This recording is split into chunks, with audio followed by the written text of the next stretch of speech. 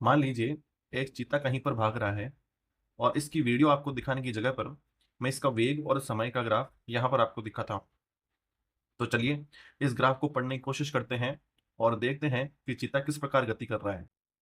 तो देखिए वेग और समय के जरिए, इसके ग्राफ के जरिए हमें किसी निश्चित समय पर वस्तु के वेग की जानकारी प्राप्त होती है। यदि कार में लगे स्पीडोमीटर की सहायता से इसे समझने का प्रयास करें तो देखिए यहाँ पर इसे देखते हैं। कार का स्पीडोमीटर भी किसी निश्चित समय पर हमें कार की चाल के बारे में बताता है, लेकिन स्पीडोमीटर और ग्राफ में मूल अंतर यह है कि स्पीडोमीटर केवल परिमाण की बात करता है, यानी केवल चाल की बात करता है, और ग्राफ हमें परिमाण के साथ साथ इसकी दिशा के बारे में भी जानकारी देता है, जैसा कि वेग में होता भी है परिमाण के साथ साथ दिशा। तो आप ये सोच सकते हैं कि ग्राफ हमें दिशा के बारे में कैसे बताएगा। लेकिन यहाँ पर मैं आपको बताना चाहूँगा कि जब ग्राफ धनात्मक दिशा में ऊपर की तरफ बना हुआ है, या फिर ऐसे कह सकते हैं कि समय के अक्ष के ऊपर की तरफ, तब ये किसी निश्चित दिशा को दर्शा रहा होगा। और जब ये नीचे आ जाएगा, मतलब समय के अक्ष के नीचे आ जाएगा, तब यह उसकी विपरीत दिशा को बता रहा होगा। जैसे उदाहरण के लिए मान लेते हैं, जब ग्राफ ऊपर बना हुआ है तो वेग की दिशा दाईं तरफ है। तो जब ग्राफ नीचे बनेगा तो इसका मतलब ये होगा कि वेग की दिशा अब बाईं ओर हो गई है। तो इस प्रकार ये ग्राफ हमें दिशा और परिमाण दोनों के बारे में बताता है।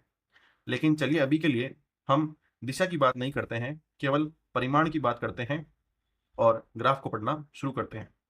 तो ग्राफ क्या कह रहा है, यहाँ पर देख सकते हैं हम कि जब t बराबर 0 है तब चीते की चाल वह भी 0 है। लेकिन जैसे समय आगे बढ़ता है वैसे ही इसकी चाल भी बढ़ती है, और यहाँ हम देख सकते हैं कि t बराबर 1 पर उसकी चाल बढ़ गई है, t बराबर 2 पर यह और बढ़ गई है, और t बराबर 5 पर यह 20 मीटर प्रति सेकंड हो गई है।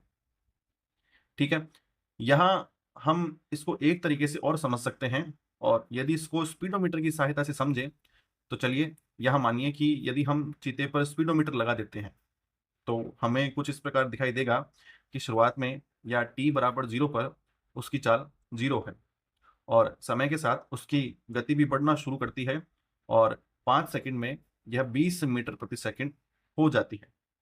और इसके बाद क्या होता है यह हमें ज्ञात नहीं है, क्योंकि ग्राफ केवल 5 सेकंड तक ही है।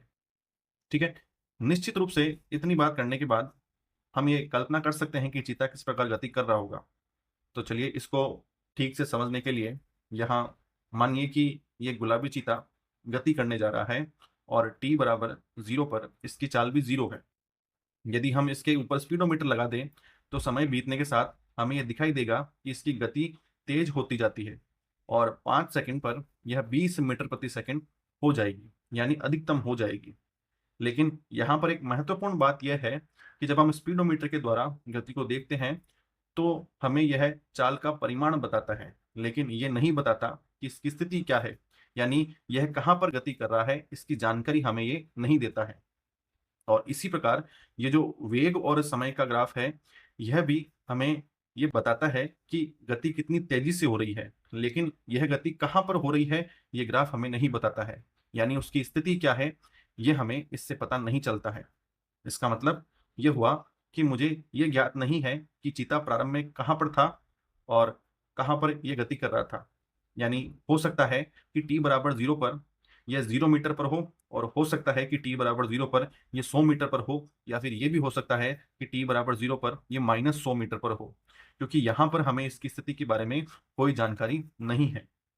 और अब क्योंकि हमें पता है कि चीते की चाल लगातार बढ़ रही है, तो हम यहाँ पर आपको यह बताना चाहेंगे कि इस प्रकार की गति को त्वरित गति कहा जाता है। यानी इसका मतलब ये हुआ कि जब कोई वस्तु अपने वेग में परिवर्तन करती है, तो चाहे वह अधिक तेजी की तरफ हो या उसकी गति कम हो रही हो, तब हम ये कहेंगे कि वस्तु त्वरित गति कर रही है, यानी एक्सेलरेटेड मोशन कर रही है। ठीक है, ये जो वेग में परिवर्तन की दर है, इसी को हम क्या कहते हैं, त्वरण यानी एक्सेलरेशन कहते हैं। और अब इस चीज को ग्राफ में हम यही बात करने वाले हैं कि क्या हम इसको देखकर त्वरण को ज्ञात कर सकते हैं। तो चलिए देखते हैं सामान्य रूप से हम त्वरण कैसे ज्ञात करते हैं। यह वेग में परिवर्तन बटा समय होता है। तो यहाँ पर देखिए यह v माइनस यू क्या है, ये वेग में परिवर्तन है बटा t यानी समय हो जाएगा। तो चलिए अब ग्राफ को देखते हैं और पता लगाते हैं कि क्या हम ये ज्ञात कर सकते हैं। लेकिन मैं यहाँ पर आपसे ज़रूर चाहूँगा कि आप एक बार इस वीडियो को रोकिए और यह त्वरण खुद से निकालने का प्रयास कीजिए।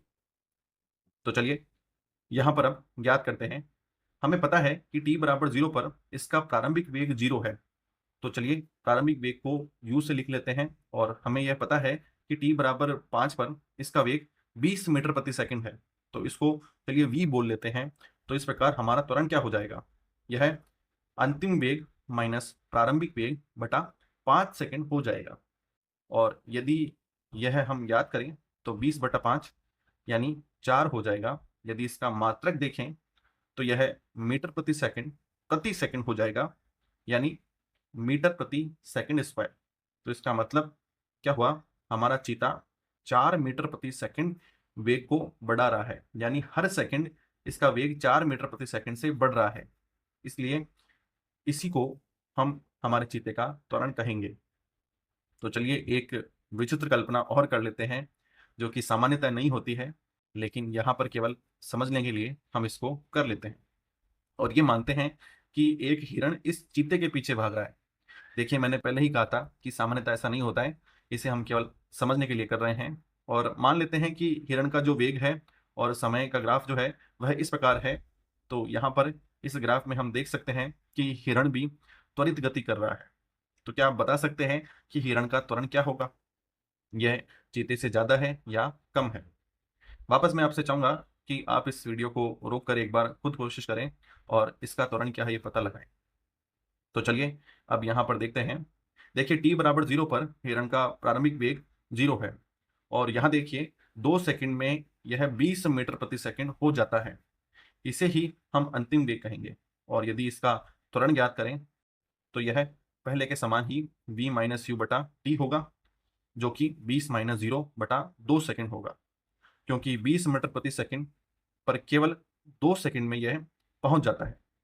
और यदि इसे ज्ञात करें तो यह 10 मीटर प्रति सेकंड हो जाएगा, या फिर इसे हम 10 मीटर प्रति सेकंड स्क्वायर भी कह सकते हैं। जिसका मतलब यह हुआ कि हिरण का त्वरण चीते के त्वरण से काफी ज्यादा है। और इस बात को ग्राफ में भी देखा जा सकता है, क्योंकि जितने 20 मीटर प्रति सेकंड का वेग प्राप्त करने में चीते ने 5 सेकंड लिए थे और हिरण ने 20 मीटर प्रति सेकंड का वेग प्राप्त करने में केवल 2 सेकंड लिए। तो इसका त्वरण भी ज्यादा होना चाहिए, जो कि हमें ज्ञात भी होता है और यहाँ से हमें दिख भी रहा है। तो अब इस विचित्र उदाहरण में जहां पर हम ये मान रहे हैं कि हिरण चीते के पीछे भाग रहा है, क्या आप मुझे बता सकते हैं कि क्या हिरण चीते को पकड़ लेगा या नहीं पकड़ पाएगा? देखिए ज्यादातर आप में से ये उत्तर देंगे कि हिरण उसे पकड़ लेगा, लेकिन वास्तविकता में ऐसा नहीं कहा जा सकता, क्योंकि हमें उनकी प्रारंभिक स्थिति का पता नहीं है। यह भी हो सकता है कि चीते और हिरण में काफी दूरी का अंतर हो। इस वजह से यह हो सकता है कि हिरण चीते को नहीं पकड़ पाए। तो हम यह नहीं बता सकते कि हिरण इस स्थिति में चीते को पकड़ पाएगा या नहीं। और एक महत्वपूर्ण बात जो कि ग्राफ से देखी जा सकती है कि हिरण जिसका त्वरण अधिक है, यदि इसका ग्राफ हम देखें तो इसकी ढाल अधिक है, और या फिर ऐसे बोल सकते हैं कि अधिक तीक्ष्ण है। यानी अब यदि हम इनको पहाड़ों के प्रकार से सोचें जिनको आप चढ़ना चाहते हैं, तो हम ये कह सकते हैं कि इस पहाड़ को चढ़ना मुश्किल होगा क्योंकि इसकी ढाल अधिक है, और इस पहाड़ को चढ़ना उससे थोड़ा आसान होगा क्योंकि इसकी ढाल कम है। तो इसका मतलब यह हुआ कि यदि वेग समय के ग्राफ में ढाल अधिक हो तो इसका त्वरण अधिक होगा, और यदि ढाल कम हो तो इसका त्वरण भी कम होगा। इसीलिए ये ग्राफ काफी उपयोगी भी है, क्योंकि केवल देखकर यह बताया जा सकता है कि किसका त्वरण अधिक है और किसका त्वरण कम है। तो चलिए अब यहाँ पर एक बात को और समझते हैं। यदि आपको इस पहाड़ पर चढ़ना हो तो आप चाहे यहाँ पर हो या यहाँ पर हो या फिर यहाँ पर हो, ग्राफ की ढाल समान है, यानी ग्राफ को चढ़ना हर जगह एक जैसा ही है। कहीं भी यह कम कठिन या ज्यादा कठिन नहीं होगा। और क्योंकि इसकी ढाल त्वरण को दर्शाती है और वह यहाँ पर एक समान है, तो हम ये कह सकते हैं कि यहाँ पर त्वरण का मान भी एक समान है। यानी चीते का वेग तो बढ़ रहा है, लेकिन इसका जो त्वरण है वह एक समान है। यानी यहाँ पर यह मतलब हुआ कि हर सेकंड 4 मीटर प्रति सेकंड का वेग बढ़ जाएगा। इसी प्रकार हिरण के लिए भी यह एक समान त्वरण होगा। लेकिन यदि यह एक ग्राफ सरल रेखा नहीं होके, या फिर ऐसा कहें कि देखिए ये ग्राफ इस प्रकार हो, तो फिर यहाँ पर यह त्वरण एक समान नहीं होगा। यहाँ पर देखिए पहले 2 सेकंड में इसने अपनी गति को काफ़ी बढ़ा लिया है। इसका मतलब यहाँ पर त्वरण अधिक है, और आगे के 2 सेकंड में ये गति को कुछ ही बढ़ा पाता है, क्योंकि यहाँ ढाल कम हो गई है, तो इसका त्वरण भी यहाँ पर कम है। और 4 सेकंड के बाद देखिए वेग किसी भी प्रकार से नहीं बढ़ रहा है, क्योंकि त्वरण 0 हो गया है। और यदि हम पहाड़ की ढाल से समझें, तो पहले इसकी ढाल काफ़ी अधिक है, तो इसका मतलब ये हुआ कि त्वरण भी यहाँ पर ज़्यादा होगा, और इसके बाद इसकी ढाल कम हो गई है, तो यहाँ पर त्वरण थोड़ा कम होगा, और इसके बाद त्वरण 0 हो गया है, क्योंकि ग्राफ एकदम क्षैतिज हो गया है, यानी इसकी ढाल 0 हो गई है।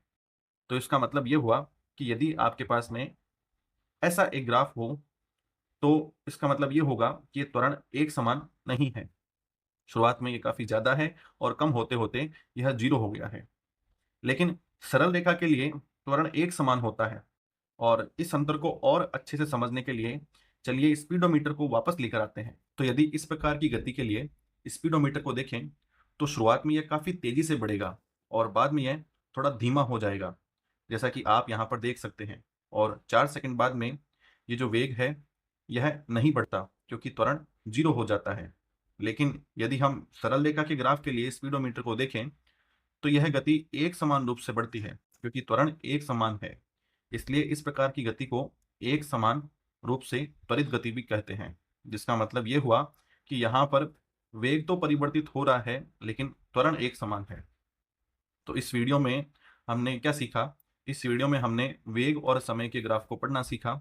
हमने ये जाना कि यदि ग्राफ की ढाल अधिक है, तो त्वरण भी उतना ही अधिक होगा, और हमने यह भी जाना कि इस ग्राफ से वस्तु की स्थिति का पता नहीं लगा सकते हैं, यानी प्रारंभ में वस्तु कहाँ पर है, ये नहीं बताया जा सकता है। केवल ये बताया जा सकता है कि यह कितनी तेजी से गति कर रही है।